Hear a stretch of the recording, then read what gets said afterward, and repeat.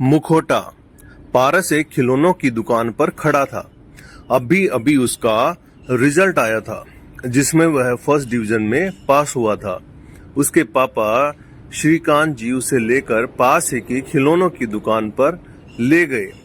वहां पारस ने बहुत से खिलौने देखे, लेकिन उसे कुछ समझ नहीं आ रहा था।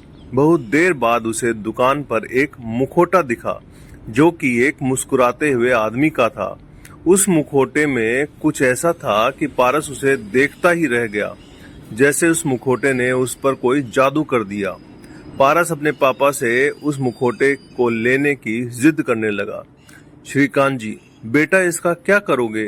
कोई खिलौना ले लो, देख कितनी अच्छी कार है, रिमोट वाली। पारस, नहीं पापा, मुझे बस यही चाहिए। हार कर श्रीकांत जी ने उसे वह मुखौटा खरीद कर दे दिया। दोनों घर के लिए चल दिए। कार में बैठकर पारस ने मुखौटा लगाया और सामने वाले शीशे में देखा। उसमें वह काफी डरावना लग रहा था। उसने झट से उसे उतार दिया।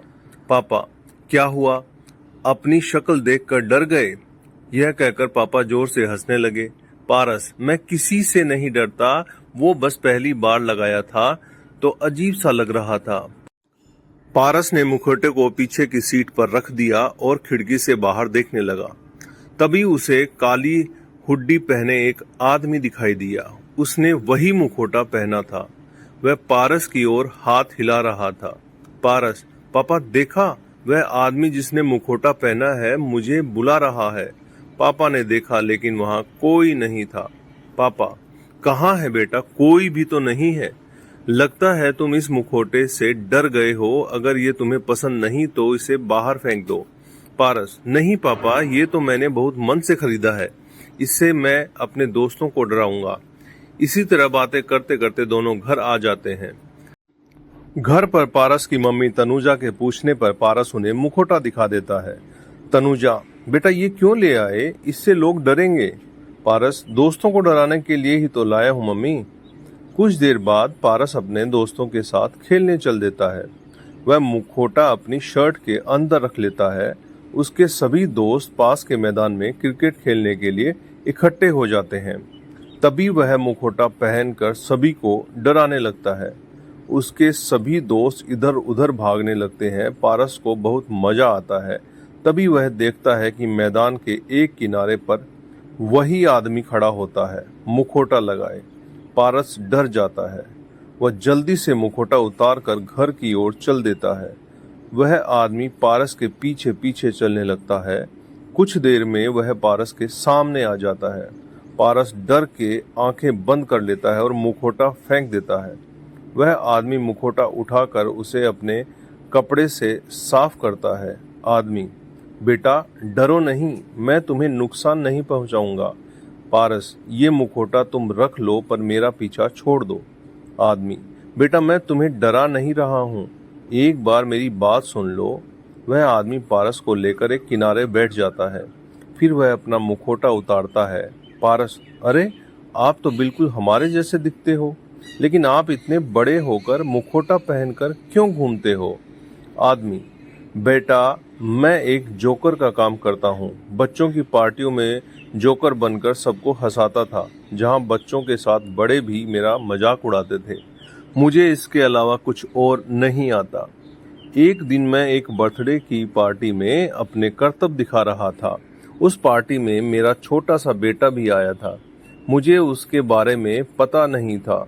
तभी मेरे हाथ पर बंधी घड़ी से उसने मुझे पहचान लिया। उसने मेरा मुखौटा हटा दिया। वह रोने लगा और पार्टी छोड़कर भाग गया। मुझे बहुत दुख हुआ। उसे बुरा लगा कि उसके पापा जोकर हैं। तब से वह मेरे से बात नहीं करता। मैं चाहता हूँ कि कुछ और काम करूँ, लेकिन मुझे कोई काम नहीं मिलता।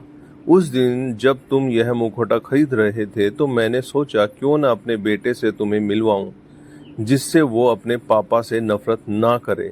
उसे पता लगे कि और भी लोग मुखौटा पहनते हैं। पारस, बस इतनी सी बात है अंकल, यही पास ही मेरा घर है।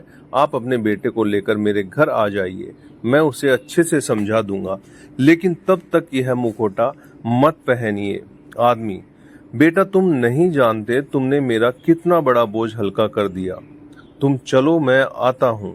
पारस घर जाता है। वह घर आकर अपनी मम्मी पापा को सारी बात बताता है। कुछ देर में वह आदमी अपने बेटे सूरज को लेकर आ जाता है। पारस: सूरज, तुम अपने पापा से गुस्सा क्यों हो? सूरज: भला किसी के पापा जोकर होते हैं? मेरे पापा ने मेरे दोस्तों के सामने इंसल्ट करा दी। श्रीकांत: बेटा, कोई काम छोटा बड़ा नहीं होता और वैसे भी तुम्हारे पापा ये सारा काम मुखौटा लगाकर करते हैं, इसीलिए चिंता करने की कोई जरूरत नहीं है। उन्हें कोई नहीं पहचानता। उसके बाद पारस सूरज को वह मुखौटा दिखाता है।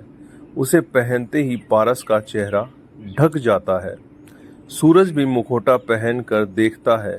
तनुजा: बेटा, आपके पापा बहुत महान काम करते हैं। बच्चों को हंसाने का ऐसा हर कोई नहीं कर सकता। फिर भी अगर तुम्हें यह पसंद नहीं है तो उन्हें समय दो, वो अपना काम बदल लेंगे। उसके लिए उन्हें कोई और काम सीखना होगा जिसमें समय लगेगा। लेकिन अगर तुम उससे गुस्सा रहोगे तो उन्हें बहुत बुरा लगेगा। यह सुनकर सूरज रोने लगता है और अपने पापा से लिपट कर माफी मांगने लगता है। श्रीकांत जी: भाई साहब, आप कल से जब भी आपके पास समय हो मेरे ऑफिस आ जाना। वहां मैं आपको अकाउंट का काम सिखा दूंगा। 2-3 महीने में आप सीख जाओगे। इससे वह बहुत खुश होता है। पारस और श्रीकांत जी का धन्यवाद करके अपने घर की ओर चल देता है। श्रीकांत जी: बेटा, कोई भी खिलौना आज तुम्हें वो खुशी नहीं देता जो इस मुखौटे ने तुम्हें दी है। ये तुम आज महसूस कर रहे होगे। पारस अपने पापा से लिपट जाता है। तो दोस्तों, ये आपको कैसा लगा नीचे कमेंट करके बताएगा। नए हैं तो चैनल को सब्सक्राइब कीजिएगा, शेयर कीजिएगा। आप सभी लोगों का तहे दिल से बहुत बहुत धन्यवाद।